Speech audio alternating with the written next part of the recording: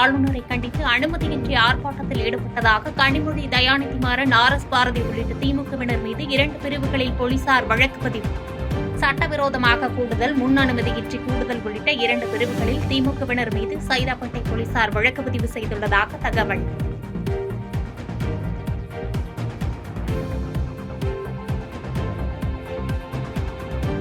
அண்ணா பல்கலைக்கழக மாணவி வன்கொடுமை விவகாரத்தில் யார் அந்த சார் என்று கேட்பவர்கள் அவர்கள்தான் அந்த சார் என RS பாரதி காட்டமான பதில். திமுகவை யாராலும் அழிக்க முடியாது எனவும் பேட்டி.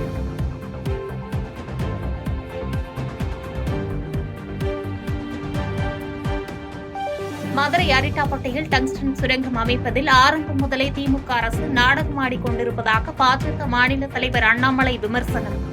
விவசாயிகளை தடுத்து நிறுத்த முற்படுவது டங்ஸ்டன் சுரங்கத்தை கைவிடும் எண்ணம் திமுகவிற்கு இல்லை என்பதையே காட்டுவதாகவும் சாடல்.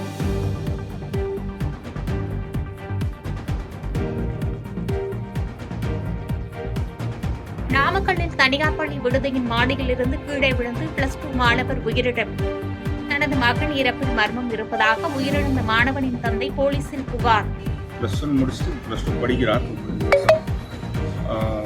அவங்க ஆரம்பத்துலேருந்தே ஹாஸ்டலில் பசங்களுக்குள்ள பிரச்சனை இருக்குது, சரியாக நிர்வாகம் கவனிக்கல, பசங்களுக்குள்ள தகராறு இருந்தால் அவங்க சரியாக கவனிக்கிறதில்ல, அது கொஞ்சம் பிரச்சனையாக இருக்குதுன்னு சொன்னால் அப்பப்போ நாங்கள் போய் பேசும்போது வார்டன்லாம் பிரின்சிபல் வார்டெலாம் அது சரி பண்ணிடுவோம். இப்போ தான் இந்த வருஷம் தான் ஃபஸ்ட் இயர் 11th ஸ்டார்ட் கொஞ்சம் இது இருக்குது, நாங்கள் சரி பண்ணிடுவோம்னு சொல்லி சமாளிச்சுட்டே இருக்கிறாங்க இது வரலாம்.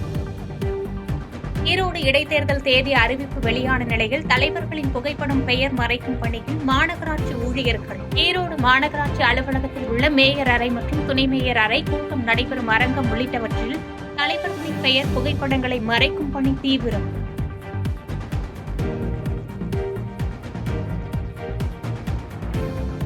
அவனியாபுரம் ஜல்லிக்கட்டு போட்டி முன்னேற்பாடு பணிகள் குறித்து அமைச்சர் மூர்த்தி திடீர் ஆய்வு.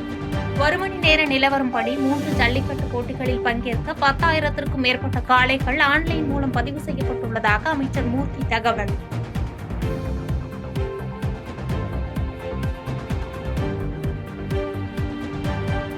ஈரோடு கிழக்கு சட்டமன்ற தொகுதி இடைத்தேர்தலில் இந்தியா கூட்டணி சார்பில் காங்கிரஸ் வேட்பாளர் போட்டி.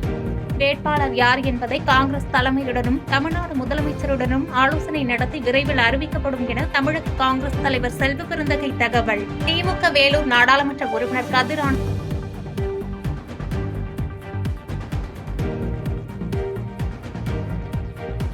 கல்லூரியில் மீண்டும் அமலாக்கத்துறை சோதனை. 2019 நாடாளுமன்ற தேர்தலின் போது 11 கோடி ரூபாய் சிக்கியது தொடர்பாக சோதனை நடைபெறுவதாக தகவல்.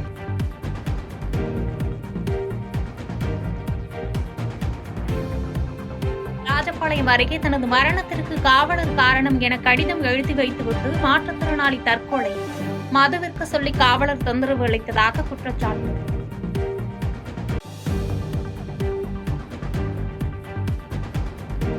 செங்கல்பட்டு மாவட்டம் அச்சரப்பாக்கம் அருகே பிரதம மந்திரி கிராம சாலை திட்டத்தின் கீழ் போடப்பட்ட சாலை தரமற்ற முறையில் உள்ளதாக இளைஞர்கள் புகார். கைகளால் தார் சாலையை பெயர்த்தெடுக்கும் வீடியோ வெளியாகி அதிர்ச்சி.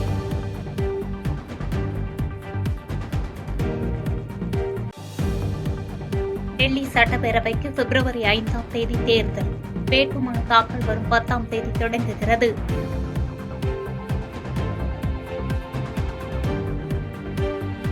ஈரோடு கிழக்கு தொகுதிக்கு பிப்ரவரி 5ஆம் தேதி இடைத்தேர்தல் அறிவிப்பு. வாக்குகள் எண்ணப்பட்டு பிப்ரவரி 8ஆம் தேதி முடிவுகள் அறிவிக்கப்படுகிறது.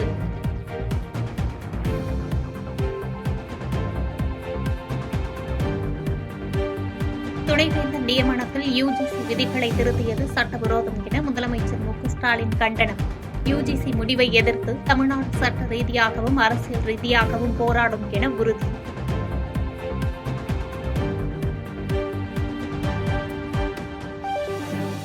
பல்கலைக்கழக வேந்தராக உள்ள ஆளுநருக்கு கூடுதல் அதிகாரத்தை வழங்க முடிவு மாநிலம் மீதான தாக்குதல் என்று முதலமைச்சர் மு.க.ஸ்டாலின் கண்டனம். மக்களால் தேர்வு செய்யப்பட்ட மாநில அரசுகளிடம் மட்டுமே கல்வித்துறை இருக்க வேண்டும் எனவும் வலியுறுத்தல்.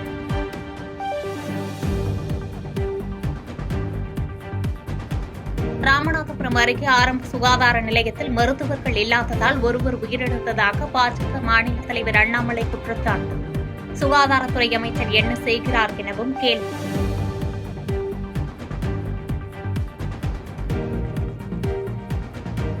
HMPV பாதிப்பு குறித்து பதற்றப்பட தேவையில்லை என்று மருத்துவத்துறை அமைச்சர் மா சுப்பிரமணியன் விளக்கம். முகக்கவசம், தனிமனித இடைவெளி அவசியம் என்றும் அறிவுறுத்தல்.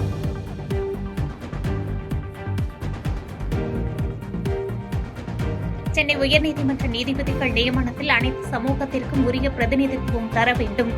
தலைமை நீதிபதியிடம் தமிழ்நாடு புதுச்சேரி பார் கவுன்சில் வலியுறுத்தல்.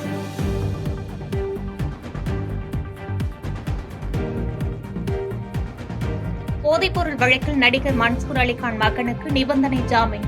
தினமும் காவல் நிலையத்தில் கையெழுத்திடவும் உயர்நீதிமன்றம் உத்தரவு.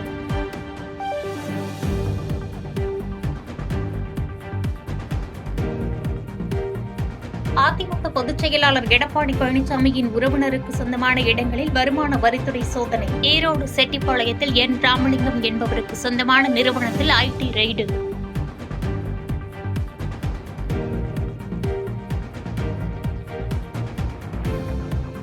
சென்னை புத்தக கண்காட்சிக்கு இதுவரை 10 லட்சம் பேர் வருகை. கடந்த முறையை விட அதிக அளவில் மக்கள் வந்திருப்பதாக தகவல்.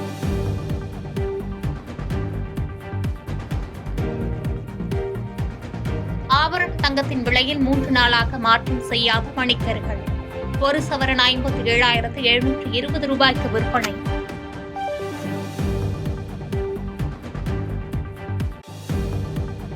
இரங்கல் தீர்மானம் நிறைவேற்றப்பட்டு சட்டப்பேரவை நாளை வரை ஒத்திவைப்பு.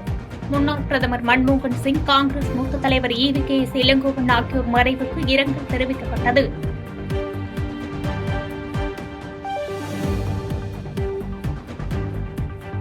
HMPV பாதிப்பு தொடர்பாக சட்டப்பேரவையில் கவனஈர்ப்பு தீர்மானம் கொண்டுவர அதிமுக நோட்டீஸ். சென்னை அண்ணா பல்கலைக்கழக மாணவி பாலியல் வன்கொடுமை தொடர்பாகவும் ஒத்திவைப்பு தீர்மானம் கொண்டுவரவும் நோட்டீஸ்.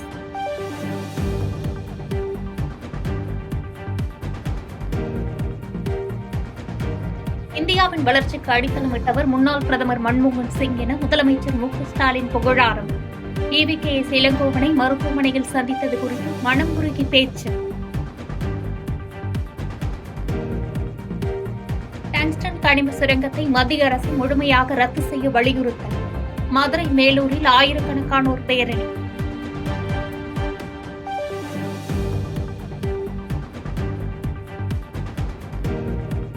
ஆளுநருக்கு எதிராக போராடிய திமுகவினரை ஏன் கைது செய்யவில்லை?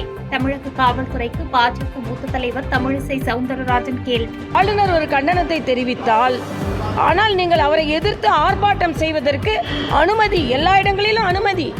நாங்கள் ஆர்ப்பாட்டம் செஞ்சால் சட்டம் ஒழுங்கு பாதிக்கப்படும், ஆனால் அவங்க ஆர்ப்பாட்டம் செஞ்சால் சட்டம் ஒழுங்கு பாதுகாக்கப்படுமா?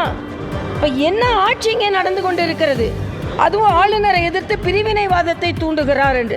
எங்கேயானும் தேச ஒற்றுமைக்கான தேசிய கீதத்தை மரியாதை கொடுங்கள் என்று சொன்னால் அது பிரிவினைவாதம் என்று புதிய அர்த்தத்தை தமிழக அரசு தான் கற்பிக்க முடியும்.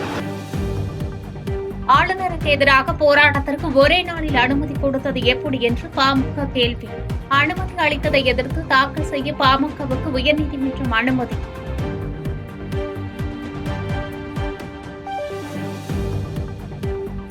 கம்பம் அருகே வீட்டில் கள்ளச்சாராயம் காய்ச்சி விற்பனை செய்த 2 கைது.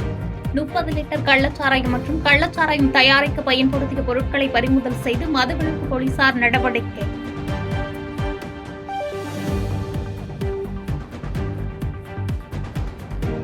டெல்லியில் சட்டப்பேரவை தேர்தல் தேதியை இன்று மதியம் அறிவிக்கிறது தேர்தல் ஆணையம். ஈரோடு கிழக்கு சட்டப்பேரவை தொகுதி இடைத்தேர்தல் தேதியும் வெளியாக வாய்ப்பு.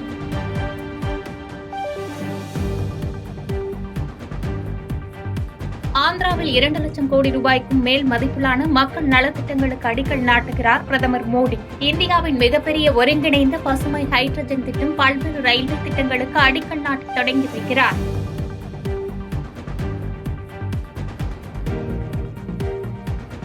பாகிஸ்தானுக்கு எதிரான 2வது டெஸ்ட் கிரிக்கெட்டில் தென்னாப்பிரிக்கா அபார வெற்றி. 10 விக்கெட் வித்தியாசத்தில் வீழ்த்தி தொடரையும் கைப்பற்றியது. பாதகம் செய்பவரை கண்டால் நாம் பயம் கொள்ளலாகாது பாப்பா. மோதி மிதித்து விடு பாப்பா, அவர் முகத்தில் உமிழ்ந்து விடு பாப்பா. அண்மை செய்திகளை உடனுக்குடன் தெரிந்து கொள்ள இணைந்திருங்கள் எம் நாடு தொலைக்காட்சியுடன்.